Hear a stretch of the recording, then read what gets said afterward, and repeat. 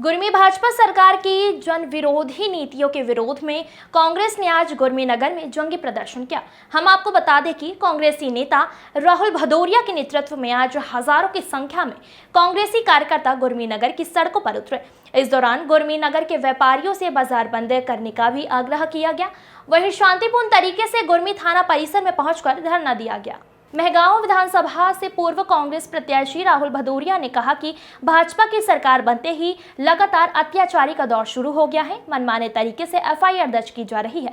जबरदस्ती आदमी की निजी भूमि को सरकारी भूमि बनाकर उसकी फसल को हड़पा जा रहा है। उन्होंने कहा कि भाजपा सरकार के आगे प्रशासन पूरी तरीके से नतमस्तक हो चुका है। वर्तमान में कार्यरत विधायक और सांसद की कार्यशैली बिल्कुल निंदनीय है। व्यक्तिगत या जातिगत द्वेष निकालने के चक्कर में लोगों को पीसते चले जा रहे हैं। उन्होंने कहा कि आज भिंड नगर से लेकर के संपूर्ण जिले का माहौल पूरी तरीके से बदल चुका है। प्रशासन अपने हाथ खड़े कर चुकी है, क्योंकि अब प्रशासन सेल्फ डिपेंड नहीं बल्कि मंत्री और मंत्री के अदलियों पर निर्भर हो गया है। आज थाने का घेराव सभी कांग्रेस पार्टी के कार्यकर्ता और गुरमी क्षेत्र के किसान सबने मिलकर आज घेराव किया है। बाजार भी बंद कराया था। मुद्दा ये है कि यहाँ के तहसीलदार और एसडीएम किसानों की ज़मीनों पर ज़बरदस्ती बुलडोजर चलवाकर उसको नष्ट करने का काम कर रहे हैं। भाई, अगर आपकी कोई सरकारी ज़मीन है तो उसका आप सीमांकन कराइए और उसके बाद किसान को सूचित करिए कि सरकारी ज़मीन है, इसका आप उपयोग नहीं करेंगे। किसान छोड़ देगा। किसान गांव का किसान है, अगर किसी के खेत में उसकी 10 बीघा ज़मीन है, एक आध दो विषय अगर सरकारी उसमें है तो उसको पता ही नहीं है। सही है। तो उसने चूंकि लागत लगाई है उसमें, तो मेरा ये कहना है कि आप उसको सीमांकन करके उसको चिन्हित करके उसको बताइए किसान को, तब वो छोड़ने का काम करेंगे।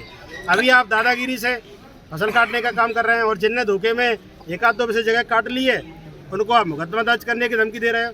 ये तरीका बिल्कुल गलत है।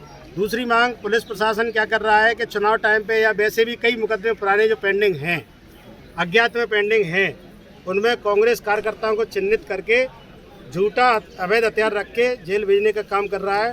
तो मेरा पुलिस प्रशासन से आप लोगों के माध्यम से ये मांग है कि जो भी आपके मुकदमे हैं, जिन धाराओं में कायमी हैं, उनमें आप उनको सार्वजनिक करिए और नेताओं की शरणवंदना और उनके इशारों पर धारा बढ़ाने का काम मत करिए। और जिन केसों में आपने धारा बढ़ाई है उनको वापस लेने का काम करिए। अगर आप वापस नहीं लेंगे, 3 दिन का हमने अल्टीमेटम दिया है, उसके बाद हम किसानों की और कांग्रेस पार्टी की महापंचायत बुलाएंगे और मेहगांव पर बड़ा जन आंदोलन खड़ा करेंगे। कौन लोग हैं जिन पर ये झूठी मुकदमा किया है और कट्टा रखा है पुलिस ने?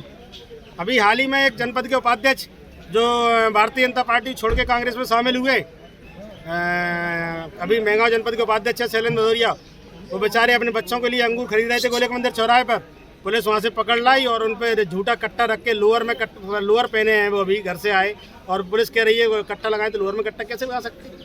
सरेआम पुलिस झूठे अपराध और झूठे हथियार रखकर जेल भेजने का काम कर रही है। उसके तो हम फुटेज, सीसीटीवी फुटेज निकलवा रहे हैं और हम उसके माननीय न्यायालय में भी जाएंगे और उसमें कार्रवाई करेंगे। अगर एसडीओपी और डीएसपी से बात हुई है तो क्या भरोसा दिया है, क्या बात? उन्होंने आश्वासन दिया है कि हम आपने जो मांगे मानी उन पर हम वरिष्ठ अधिकारियों से चर्चा करके उनका निराकरण कराने का प्रयास करेंगे।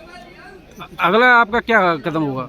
अगला कदम यही है, अगर पुलिस नहीं आएगी तो हम मेहगांव में किसानों की महापंचायत बुलाएंगे और पूरे कांग्रेस कार्यकर्ताओं को इकट्ठा करके और पूरी ताकत से लड़ाई लड़ाएंगे जब तक कि हमारी मांगे मानी नहीं जाएगी। हमारी मांग है कि कुछ गांव में यहाँ के तहसीलदार महोदय, एसडीएम महोदय किसानों की ज़मीन जो उनके खाते की ज़मीन है, उसके वो भूमि स्वामी है, उस ज़मीन को सरकारी बताकर काटने का प्रयास करना चाहते हैं जबरन।